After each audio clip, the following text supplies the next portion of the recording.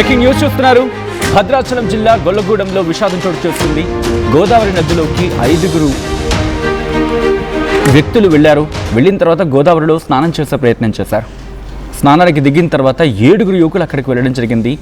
వీళ్ళల్లో 5 గల్లంతయ్యారు. ఒడ్డుకు చేరుకున్నారు 2, 5 గల్లంతయ్యారు. గల్లంతైన వారిలో అమరావతి SRM ఇంజనీరింగ్ కాలేజ్ చెందిన విద్యార్థులతో పాటు కొందరు రామాలయంలో పనిచేసే ఉద్యోగుల పిల్లలు కూడా ఉన్నట్టు తెలుస్తోంది. గల్లంతైన వారిలో గోకా తేజ, నవదీప్, పాసం సతీష్ కుమార్, గుండె శ్రీకర్, పొడిచేటి అభిరామ్ ఉన్నారు. శ్రీకర్ భద్రాచలంలో అర్చకుడిగా పనిచేస్తున్నట్లుగా తెలుస్తోంది. గల్లంతైన వారి కోసం గజ ఈతగాళ్లతో గాలింపు చర్యలు కొనసాగుతున్నాయి. ఆ దృశ్యాలు మీరు చూడడం జరుగుతుంది. ప్రస్తుతం అక్కడ గాలింపు చర్యలు కొనసాగుతున్నాయి. సాధారణంగా గోదావరి ప్రవాహం ఈ టైంలో కాస్త నార్మల్గానే ఉంటుంది. ఎండాకాలం కావడంతో ఇంకా చెప్పాలంటే కాస్త తగ్గుతూ ఉంటుంది. ఆ వాటర్, ఆ ప్రవాహం తగ్గిపోతూ ఉంటుంది. అందుకే ఈతకు వెళ్ళే ప్రయత్నం చేశారు. కానీ చాలా సందర్భాల్లో మాట్లాడుకుంటుంటాం, ఎప్పుడైనా నదిలో ఈతకు వెళ్ళే సందర్భంలో చాలా జాగ్రత్తగా ఉండాలి. ఎందుకంటే ఎంత అంచనాలు ఉన్నా కూడా అక్కడక్కడ సురుగుండాలుగా మాట్లాడుకుంటుంటారు. ఇంకొన్ని చోట్ల ఒక్కసారిగా అగాధం ఉంటుంది. అంటే లోపలికి వెళ్ళిపోతూ ఉంటారు. సముద్రం దగ్గర అయితే ఒక అంచనా వేయచ్చు, ఎందుకంటే అలా ముందుకు వస్తుంది, అలా వెనక్కి వెళ్ళిపోతుంది కాబట్టి అక్కడ అంచనా వేయచ్చు. బట్ నది దగ్గర అలా కాదు. నది ఒకసారి ప్రవాహం పెరిగిందంటే ప్రవాహం తగ్గడానికి టైం పడుతుంది, ప్రవాహం తగ్గిందంటే పెరగడానికి కూడా కొంచెం టైం పడుతుంది. ఎప్పుడైతే అంచనా లేకుండా వెళ్ళిపోతారో అక్కడ ఒకసారిగా లోతైన ప్రదేశం ఉంటే అటువంటి ప్రదేశాల్లో అక్కడ కనుక ఇరుక్కుపోయినా కాపాడేందుకు కష్టం అవుతుంది అనేది వినిపించే మాట. అసలు ఇంతకీ ఏం జరిగింది అక్కడ అనేది డీటెయిల్గా తెలుసుకునే ప్రయత్నం చేద్దాం. మా ప్రతినిధి ఉదయ్ అప్డేట్స్ అందించేందుకు సిద్ధంగా ఉన్నారు. ఉదయ్, ప్రస్తుతం అక్కడ రెస్క్యూ ఆపరేషన్స్ ఎంతవరకు వచ్చాయి, పరిస్థితి ఏంటి అక్కడ? సచిన్, ఏపీ తెలంగాణ సరిహద్దు భద్రాచలం శివారు గోదావరి నదీ తీరంలో 5 ఇంజనీరింగ్ స్టూడెంట్లు గల్లంతైనట్లు సమాచారం అందుతుంది. 2 రోజుల క్రితం భద్రాచలంకు అటు ఏపీకి చెందినటువంటి SRM ఇంజనీరింగ్ కళాశాలలో 2వ సంవత్సరం బీటెక్ చదువుతున్నటువంటి విద్యార్థులు భద్రాచలం వచ్చారు. భద్రాచలంలో తమ స్నేహితులు అభిరామ్, శ్రీకర్లతో కలిసి కొంతకాలం గడిపేందుకు వచ్చారు. అయితే మొన్న వాళ్ళు భద్రాచలం చేరుకున్నారు, అటు రాములవారి దర్శనం చేసుకున్నారు. నిన్న పవర్ స్టార్ పవన్ కళ్యాణ్ నటించినటువంటి ఉస్తాద్ భగత్ సింగ్ సినిమా కూడా చూశారు. ఈ రోజు ఫోటోషూట్ కోసం అని చెప్పి గోదావరి నదీ తీర ప్రాంతంలోకి వెళ్లారు. అయితే వాళ్ళు వెళ్ళినటువంటి ప్రదేశం అంతా కూడా పూర్తిగా ఇసుక ర్యాంపులకు అత్యంత చేరువుగా ఉంటున్నట్లు సమాచారం అందుతుంది. అది ఏపీలోని పురుషోత్తంపట్నం గ్రామ పంచాయతీకి చెందినటువంటి కొల్లుగూడెం ఇసుక ర్యాంప్ సమీపంలో వాళ్ళంతా కూడా ఫోటో షూట్ల కోసం అని చెప్పి, సరదా కోసం అని చెప్పి గోదావరి నదిలోకి దిగేందుకు ప్రయత్నించారు. అయితే అంతలో 7 విద్యార్థులు అటు ప్రవాహంలో కొట్టుకుపోయిన సమాచారం ఉంటుంది. అందులో 2 విద్యార్థులకు మాత్రం దీపక్, హర్ష ఇద్దరికి కూడా ఈత రావడంతో వాళ్ళంతా కూడా సేఫ్ గా ఒడ్డుకు చేరుకోగలిగారు. కానీ మిగిలినటువంటి 5 విద్యార్థులు కూడా పూర్తిగా ప్రవాహంలోనే కొట్టుకుపోయి గల్లంతవడం జరిగింది. ఈ ఘటన ఈ రోజు ఉదయం 11 గంటల సమయంలో జరిగినట్టు సమాచారం ఉంటుంది. అయితే పూర్తిగా ఆ సమీప ప్రదేశం అంతా కూడా పూర్తిగా నిర్మానుష్యంగా ఉండడంతో వాళ్ళు వేసినటువంటి కేకలు, అరుపులు కూడా ఎవరు వినిపించకపోవడంతో అక్కడ ఉన్నటువంటి ఆ ప్రదేశం అంతా కూడా నిర్మానుష్యంగా ఉండడంతో 5 గల్లంతైనటువంటి విద్యార్థులను కాపాడేందుకు మిగిలినటువంటి విద్యార్థులు కూడా కాపాడే ప్రయత్నం చేశారు. కానీ అప్పటికీ వారు చేసినటువంటి ప్రయత్నాలన్నీ కూడా విఫలమైనట్టు సమాచారం అవుతుంది. మొత్తం 5 విద్యార్థులు గల్లంతైనట్లు సమాచారం. అయితే గత కొద్దిసేపటి క్రితం మనకు అందుతున్నటువంటి తాజా సమాచారం ప్రకారం 2 విద్యార్థుల మృతదేహాలు కూడా ప్రస్తుతం లభ్యమైనట్లు సమాచారం ఉంటుంది. ఘటన ప్రదేశానికి అటు ఏపీ తెలంగాణ సరిహద్దు ప్రాంతాలకు చెందినటువంటి పోలీస్ స్టేషన్లకు సంబంధించినటువంటి పోలీసులు అంతా కూడా ఘటన ప్రదేశానికి చేరుకున్నారు. గజ ఈతగాళ్లను కూడా రంగంలోకి దించి అటు ఆచూకీ కోసం, పూర్తిగా విద్యార్థుల ఆచూకీ కోసం అయితే గాలింపు చర్యలు ముమ్మరించేశారు. ప్రస్తుతం 2 మృతదేహాలు కూడా లభ్యమైనట్లు సమాచారం అవుతుంది. అందులో అభిరామ్, శ్రీకర్ ఇద్దరు కూడా తెలంగాణలోని భద్రాచలం సంబంధించినటువంటి వ్యక్తులుగా తెలుస్తుంది.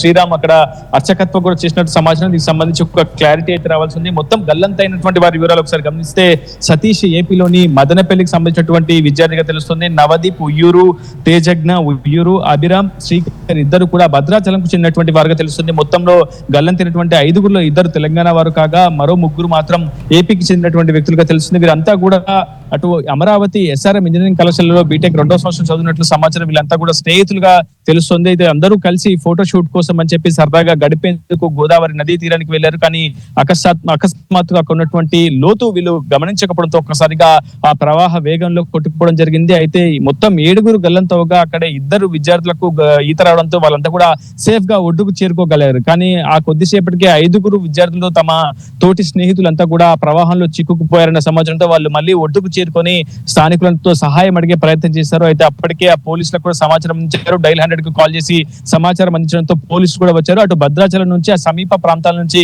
గజ ఈతగాళ్లను కూడా తెప్పించి ప్రస్తుతం అటు గల్లంతైనటువంటి విద్యార్థుల ఆచూకీ కోసం గాలింపు చర్యలు ముమ్మరం చేశారు.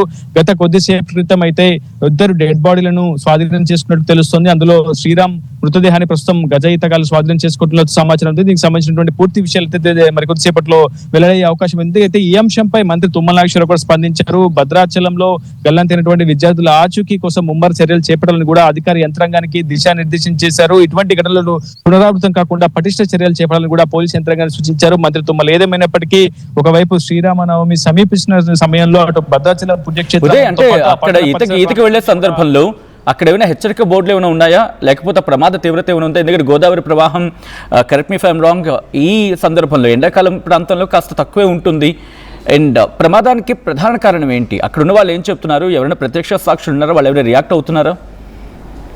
యువర్ రైట్ సచిన్, ప్రస్తుతం గోదావరి ప్రవాహం చాలా తక్కువగానే ఉంటుంది. కానీ ప్రస్తుతం సంఘటన జరిగినటువంటి ప్రదేశాన్ని మనం ఒకసారి గమనిస్తే అదంతా కూడా కొల్లుగూడెం అనే ఒక ఇసుక ర్యాంప్ కు సంబంధించినటువంటి తీర ప్రాంతం అంతా కూడా. సో ఇసుక తవ్వకాలకు సంబంధించి విచ్చలవిడిగా తవ్వకాలు జరపడం అనేది జరిగి ఉండొచ్చు. దానివల్ల ఆ లోతు క్రమేపీ పెరిగిపోవడం, ఆ లోతులో పూర్తిగా ప్రవాహం అంతా కూడా అక్కడే స్తంభించి ఉండడంతో పూర్తి స్థాయిలో అక్కడ లోతును వాళ్ళు గమనించలేకపోయారు. ఎందుకంటే సాధారణంగా మనం నదిలో తీర ప్రాంతంలోకి వెళ్తున్నప్పుడు కావచ్చు, ఒక లోతు అనేది మనం పూర్తిగా అంచనా వేయలేం. ప్రస్తుతం ఇసుక తవ్వకాలు అధికంగా జరగడం మూలనే ఇది జరిగి ఉండవచ్చనే అవకాశం సమాచారం అయితే అంతుంది. కానీ దీనికి సంబంధించి ఒక క్లారిటీ అయితే రావాల్సింది. అయితే ఫోటో షూట్ కోసం అని, సరదా కోసం, సెల్ఫీల కోసం అని వెళ్ళినటువంటి ఇంజనీరింగ్ విద్యార్థులు ఇలా పూర్తి స్థాయిలో విగత జీవులుగా కనిపించడంతో ప్రస్తుతం కుటుంబ సభ్యులు కూడా అక్కడికి చేరుకొని కన్నీరు మున్నీరుగా విలపిస్తున్నారు. ఇంకా 3 మృతదేహాలు లభ్యం కావాల్సి ఉంది. ప్రస్తుతం వారి బ్రతికున్నారా లేదా అని కూడా తెలియని ఒక అనిశ్చితి అక్కడ నెలకొన్నటువంటి సిచ్యువేషన్. ప్రస్తుతం గజ ఈతగాళ్లు మాత్రం విస్తృతంగా గాలింపు చర్యలు చేపడుతున్నారు. దాదాపు